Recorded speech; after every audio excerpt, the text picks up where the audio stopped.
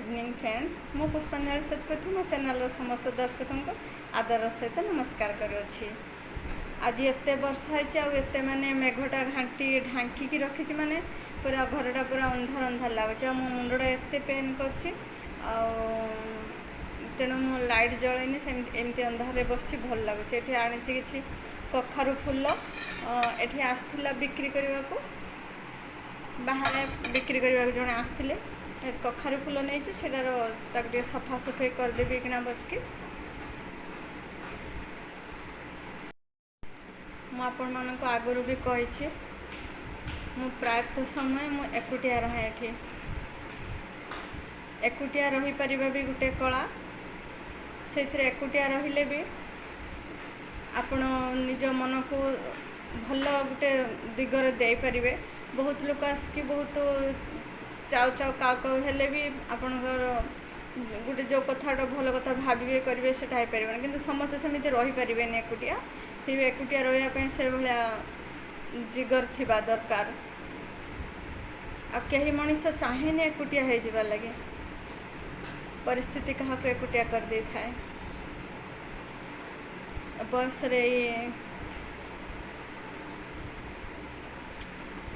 अपराह्न समय मु प्राय एकुटिया रही प्राय मो दिनर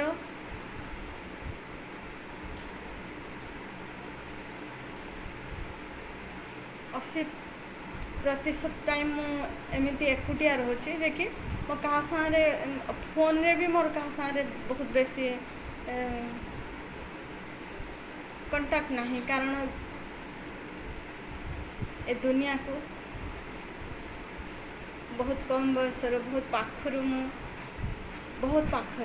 बहुत पाखर मु देखी आउ शरीर मन आज बहुत अक्षम। चलतु मुझे चैनल माध्यम आपण मान पाखे किसी कहीकि किसी जदि कथाटा किसी सेयार कर पारे कि मो मनटा हाल्का हो पारा तो सीटा मत बहुत भल हम किंतु एक्चुअली मन हाल्का हुए क्या कहले लोक कहले लोक शुणिले तार आहरी बहुत प्रकार ये बाहर ये सोशल मीडिया रे कौन ना आपन को डायरेक्ट आसिक किसी कहीपरनि जे भी जहाँ इच्छा हम शुण जहाँ इच्छा न हो शुणबनी निजर लोकों को बेस पाखे कहीहबनी आदि आपण भगवान को ये कहे भगवान हुए तो भगवान भी न शुणी पारती किंतु आपन को लगे जमी आपन कहीं शुणिला आउ भगवान प्रत्युत्तर आसी आपन को हसबे आपन से कमजोरी टिप टिप करके पॉइंट भी करें।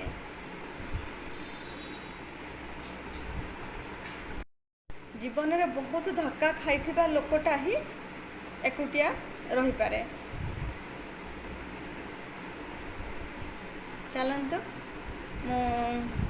ए विषय एमती चैनल तो अच्छी वीडियो तो करुच्ची तेणु ये सब विषय धीरे धीरे तो आपण को मो हृदय कथा अवगत निहाती करेबी कारण आपण मैंने न शुणिले ना मो इच्छा हम कहवा को किंतु एकुटिया रहिले बहुत दुख हुए एकुटिया रहिबार भी बहुत लाभ अच्छे सेटा मु धीरे धीरे कहबी। चलतु मुझे बोईताल फूलटा टे सफा करी तापर आम बोईताल फूल भी रांधि सफा करदेली एतिकी फूल मु रखीदेली काली रांधि देह भल ना मुझे राति एत गुड़ाक रांधिक मोर कौन हम से मुझे रखीदे एतिकी काली रांधि फ्रिज तक सब सफा करके पूरा आती मुझे रांधि आज राति तरकारी करदे यहाँ हूँ आलू पकईकी फूल पकईकी तरकारी करदे से पकई जो बाटण जो दिखाई जो मसलाटा सेटा टिके पोस्त टिके अधिका पोस्त दिखाई आ जीरा टिके आ सोरिष बहुत कम दिया गोटे लंका सेटा तैयारी करके करदे एटा मु खाइबी। आ भातटा बाढ़ी नेली भात आठी एटा खट्टा डाली माने सांबर भलिया तैयारी खट्टा डाली एटा आईटा आमर तरकारी आ प्याज। आज मु राति भात खाइबी कारण मो देह खराब थिबा जुगुरु मु बिल्कुल दिन सारा किछि खाइनी ब्रेड फ्रेड थोड़ा बहुत इधर का खाया, मैंने खाना खाई नहीं। तो मुझे रात आज भात खाइबी। चलतु